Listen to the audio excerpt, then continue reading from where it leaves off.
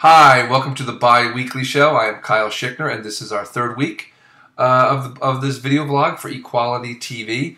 A little confusion. I got an email about 4 or 5 days ago from a person out in Minnesota wondering why there was another episode last week, saying that he thought the show was bi-weekly. And, you know, it's called the bi-weekly show, meaning bisexual. I'm bisexual. We talk about the world that from a bisexual standpoint, and it's weekly. If it was bi-weekly, it would be the bi-weekly show, and that would just be too confusing. And I think there's been no content of bisexual politics and media coverage at all, so weekly would be the way to go. Anyway, so this is the bi-weekly show. This is the third week in a row. We'll be back next week and the week following. Today I wanted to sort of talk about Lindsay Lohan. God, I thought I would never say that sentence today. I want to talk about Lindsay Lohan. But I really don't want to talk about Lindsay Lohan. She was on, but I want to take her and make it, address it to what I want to talk about. I know I don't have a cocaine issue. It's May in New Jersey. My allergies are killing me. If you look, this eye is red as can be. Anyway, Lindsay Lohan was on Piers Morgan the other day and said that she's no longer bisexual. She was never bisexual and is straight, although she was in love with a woman, was in a relationship with a woman. And other than the fact that it was on Piers Morgan, which is even doubly horrible to watch, because he ruined Celebrity Apprentice this year. I mean, he had such a grudge. I mean, why would he make Omarosa somewhat of a sympathetic character? She's a nightmare. But anyway, I completely digress. Don't get me going about Celebrity Apprentice.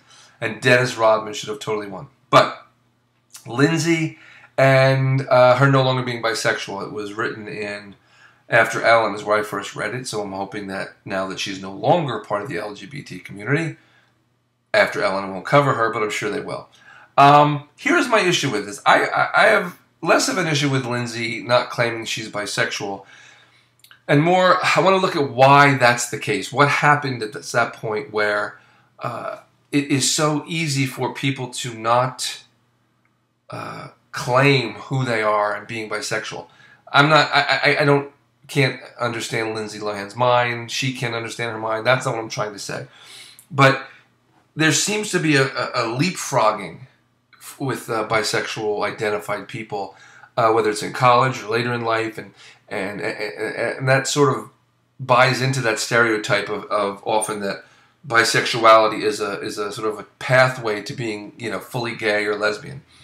And one of the problems with that stereotype and where that comes from, and where someone like Lindsay Lohan or anyone that sort of quickly goes back into the closet, whether it's the straight closet or the gay lesbian closet, it's still a closet, where they quickly go in there, is that, you know, we have had a hard time forming a true community, and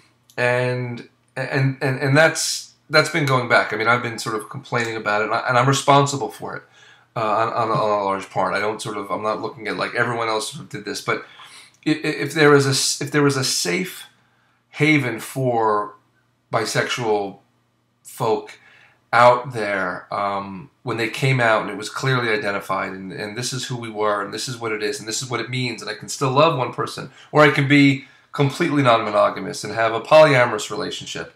And I'll get into the polyamorous word in a whole nother episode. But the frustrating part is that, you know, I get wanting to be part of a community. I understand wanting the support, especially when you're coming out as something that's not mainstream. And I'll go so far as to even include the gay culture and the lesbian culture, because there certainly has been a culture created by gays and lesbians in their world where someone can come out and sort of feel a part of a community, whereas I think the bisexual community has had a hard time figuring out what that meant. I think we were so desperate, and on some level still so desperate, but there's some young folk coming up that are kind of getting fed up with it, which I like, but so desperate to sort of want to be a part of it, to sort of not be shunned by someone else, you know, the straight community we go, and that just sort of want to be inclusive, and oh yes, this is great, and this is who I am. and find that, you know, there's more support in the gay world if we say we're gay, or we don't talk about our relationship with women, or if we're lesbian. You know, we hang out with lesbians, and there's a community, and there's, you know, there's coffee houses, and there's Ani DeFranco, who, by the way, is bisexual. I'm lisping. She's bisexual. I hate people who try to, once again, it's another one of bisexual people that has been usurped. And I think, you know, moving forward, 2013, wanting to find, to continue to try to build a community. And that means everything. That means supporting this vlog, supporting anything on the web that is bi-based. There's comic strips, there's other video bloggers, there's web series, books, poetry. I mean, when I came out in the 90s, there was no bisexual content hardly. It was mostly gay, lesbian, and there would be 1 or 2 gay movies out a year. And I would make a point to go see it, no matter how bad it was, no matter how crappy it was. If a bisexual book came out, I would go get it, no matter how bad it was, because we needed to form a culture. And I think that the bi community is so diverse. I think more diverse than the gay, lesbian communities, and I'll get into that another time. But it's so diverse that there's so many subdivisions that we had a hard time finding a cohesive, this is our world, and we are all in there, but this is who we are, and we support you. And someone can come out, and, you know, Drew Barrymore, who people say, oh, I don't want to take her. When Lady Gaga first came out, said, great, who wants to accept her? Haha, egg on her face on that one. And I think that's what we need to do. So, you know, we need to be more political than just liking something on Facebook or sharing something. That's great, get it out there. Promote it up the wazoo. And just like it, buy it. You know, I know if money's tight, see what you can do, but try to get as many bi voices out there as possible. That's it. I don't want to run on too long with this. I also, if you have any questions, feel free to email me at this address. Wait, how do I do this? That right there. Right there. That's the address. It's not even there, and I'm going to do it.